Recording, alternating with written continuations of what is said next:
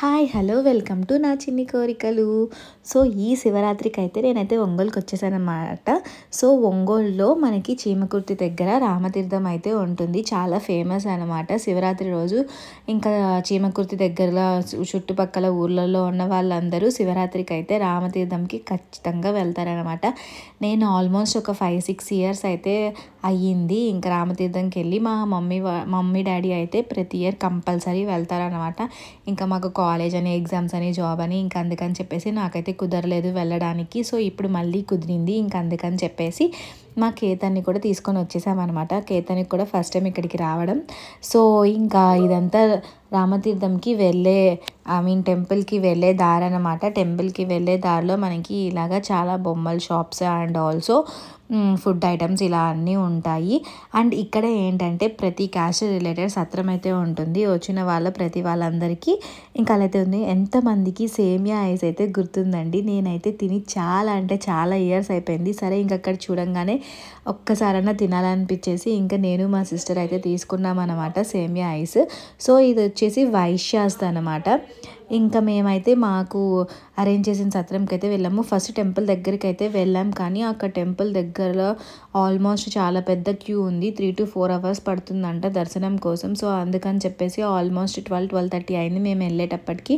So ఇంకొకేసారి lunch చేసి కొంచెం చల్లబడిన తర్వాత వెళ్దాము, బాబు ఉన్నాడు కదా ఎండలో అని చెప్పేసి అలా ఆగాము. ఇంకా సత్రంకి అయితే వచ్చామన్నమాట. సో ఇక్కడ అయితే మనకి ఇలా ఉంటుంది. ఇంకా అందరు అక్కడ రౌండ్ టేబుల్ కాన్ఫరెన్స్లో కూర్చొని అందరు ముచ్చట్లు వేస్తున్నారు అనమాట.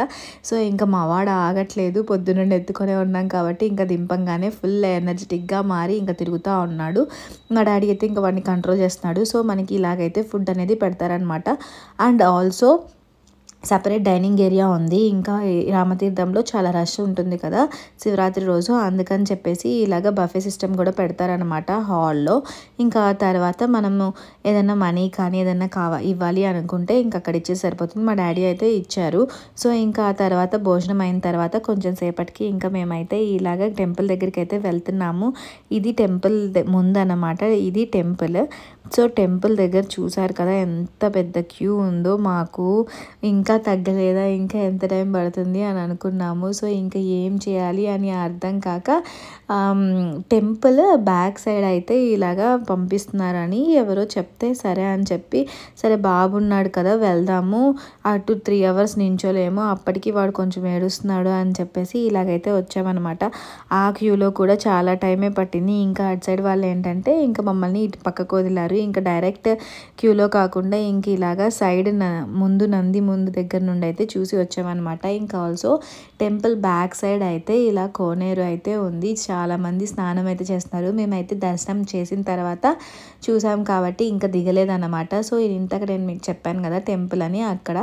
అండ్ ఇక్కడ మా వాడు బొమ్మలు కావాలని ఫుల్ ఏడుస్తున్నాడు. బొమ్మలు అంటే ఏవేవో అడగడండి. వాడికి బాల్స్ అయితే బాగా ఇష్టం.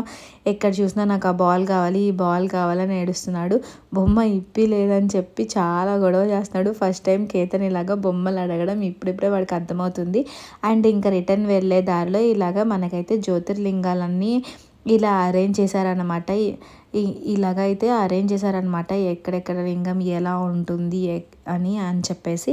సో నేనైతే ఇంక ఇలాగా వీడియో అయితే తీసుకున్నాను. బాగుంది కదా, మీకు కూడా ఒక ఐడియా వస్తుంది ఎక్కడ ఏమేమి ఉన్నాయి, ఎలా ఉంటాడు శివుడు అని చెప్పేసి. సో ఇంక ఇదంతా అయిపోయిన తర్వాత నాకైతే చెరుకు తినాలనిపించేసింది. ఇంకా మా డాడీని అడగంగానే ఇంకా మేమైతే బస్సు వచ్చిందనమాట. ఇంకా బస్సు ఎక్కేసాము. ఇంక అప్పటికే ఫుల్గా రష్ ఉన్నారు. ఇంకా మా వాడు బాల్ చూసి అది తీసేసుకున్నాడు. ఇంకా మా కనిష్క గాడు డ్రమ్ కొంటే ఇంకా అక్కడ డ్రమ్ మేమంతా ఇలా వెళ్ళామండి.